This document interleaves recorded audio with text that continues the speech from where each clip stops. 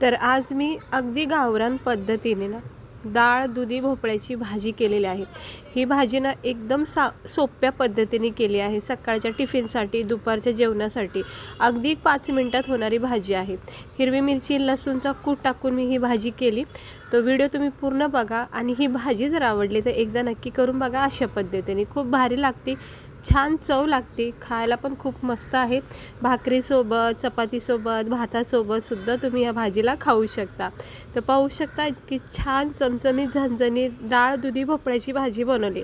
तर चला बघून घेऊया आपण याला लागणारं साहित्य, बनवायची कृती। आजची रेसिपी जर ही आवडली तर लाईक करा, चॅनलला सबस्क्राईबर करा। तर इकडे मी दुधी भोपळा आपण याला बोलतो बघा, ते घेऊन आलेले आहे।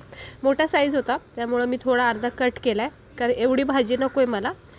आता अर्धाच घेतला, तुम्ही हवं ती वरची स्किनसुद्धा काढू शकता, पण मी नाही काढत कारण ह्याच्यामध्ये सुद्धा चांगले जीवनसत्व असतात आपल्या शरीरासाठी, पण काढू शकतात, काही काही लोक काढतात। तर आता हे 2 भाग केलेत मी। ह्याचेसुद्धा आता मधोमध काप करायचे आणि अशा फोडी करायच्या बारक्या, असे जरा मधोमध काप करून घेते आणि मग ह्याच्या फोडी करून घ्यायच्या। हे अशा पद्धतीने ह्याच्या बारीक बारीक फोड्या करायच्या। जेवढा अर्धा भाग घेतला मी दुधी भोपळ्याचा तो सगळा आता कट करून घेते, बारीक बारीक फोड्या करून। ह्या अशा पहिल्या पातळ स्लाइस कट करायचे आणि मग छोटे छोटे तुकडे करायचे। हे बघा, आता इतका सारा हा दुधी भोपळा कट करून झालेला आहे। तुम्ही हवं तर थोडंसं याला गरम पाण्यामधून सुद्धा काढू शकता, म्हणजे स्किन त्याची नरम पडू शकते, नंतर मग वाफेवर तर शिजले जातो। तर इकडे मी थोडीशी अर्धी वाटीच्या अंदाजाने चण्याची डाळ भिजून घेतलेली आहे, 1-2 तास भिजून घेतलेली आहे चण्याची डाळ। त्यानंतर कांदा टमाटर, याच्या व्यतिरिक्त आपल्याला काही दुसरं असं वाटण वगैरे करायचं नाही। इकडे मी लसूण मिरचीचा कूट केला आहे। लाल मसाला वापरायचा नाही, कारण एकच चवीची भाजी जर खाल्ली ना तर कंटाळा येतो, त्यामुळे थोडं चेंज केलं आहे। लसूण मिरचीचा कूट वापरते मी ह्या भाजीमध्ये। आता कढाईमध्ये तेल तापत ठेवून त्यामध्ये 1 चमचा जिरे आणि हे बारीक चिरलेला कांदा टमाटर टाकून परतून घ्यायचं। हे थोडंसं परतून झालं की मग आपण याच्यामध्ये लसूण मिरचीचा कूट टाकायचा। खूप छान भाजी लागते। तुम्ही अशा पद्धतीने ही डाळ दुधी भोपळ्याची भाजी एकदा करून बघा। नेहमीच्या त्या जी आपण लाल मसाल्याची करतो बघा, त्या भाजीपेक्षा ना ह्याची चव छान लागते। आता हे लसूण मिरची कुटून जो कूट टाकलाय कांदा टमाट्यासोबत तो चांगला परतून झालाय। याच्यामध्ये चवीनुसार मीठ टाकले, थोडी हळद टाकायची, थोडा गरम मसाला टाकायचा, थोडा धना पावडर टाकायचा। हे बेसिक मसाले टाकून घ्यायचे। लाल मसाला इकडे स्किप करायचा, कारण आपण लाल मसाल्याची भाजी बनवत नाही।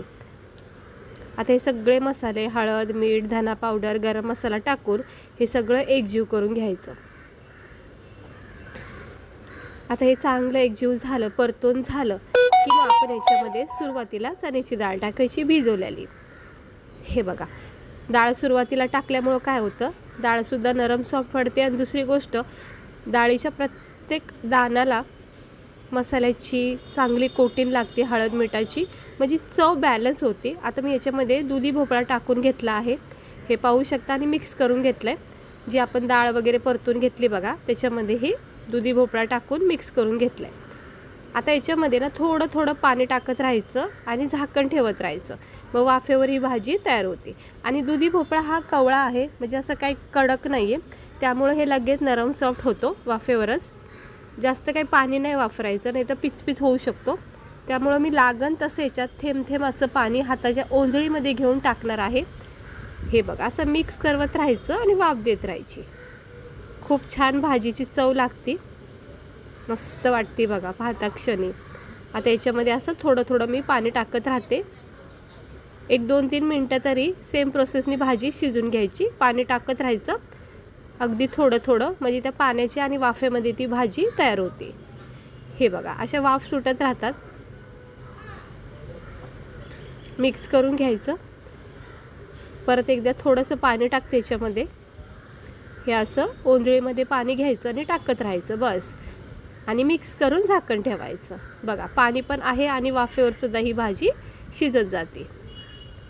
मस्त वाटते का नाही बघा भाजी आपली, दिसायला किती सुंदर वाटते, झणझणीत चमचमीत अशी ही डाळ दुधी भोपळ्याची भाजी।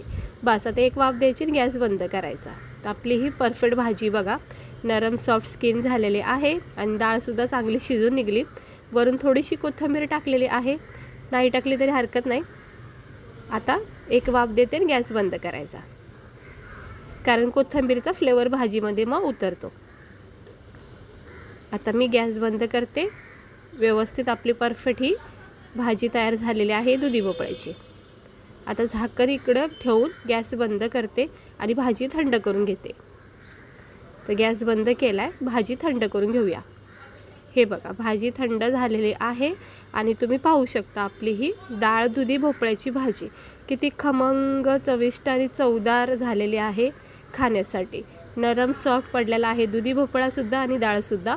तर चांगल्या प्रकारे अशी मोकळी सुटसुटीत झाली, अजिबात अशी गिळगिळ झाली नाही, कारण आपण प्रमाणातच याच्यात पाणी टाकलेलं आहे. तर आता आपण हे गरमागरम प्लेटमध्ये सर्व करूया. तर ज्वारीच्या भाकरीसोबत, पोळ्यासोबत, डाळ भात वगैरे जर असेल तर तोंडी लावायला सुक्की भाजी म्हणून सुद्धा तुम्ही ही करू शकता. आणि दुसरी गोष्ट म्हणजे हे दुधी भोपळा जो आहे ना, आपल्या शरीरासाठी खूप हेल्दी आहे, खूप पौष्टिक तत्व आहे हा दुधी भोपळ्यामध्ये. फळभाजी आहे, नक्की करून खा. उन्हाळ्याचे दिवस चालू आहेत, हे फळभाजी आपल्या शरीराला थंडावा पण देते आणि हेल्दीसुद्धा आहे. तर कशी वाटली तुम्हाला ही डाळ दुधी भोपळ्याची भाजी? मिरची लसूणचा कूट टाकून केली, एकदम छान पद्धतीने, गावरान पद्धतीने. आवडली असेल तर एकदा करून बघा, टेस्ट घेऊन बघा. ती लाल मसाल्याची भाजी एक टाईम तुम्ही करायला विसरतात. तर ही अशी भाजी नक्की एकदा करून बघा. टिफिनसाठी सुद्धा खूप सोप्या पद्धतीने बनली जाते. चला, भेटते मी तुम्हाला पुढच्या व्हिडिओमध्ये.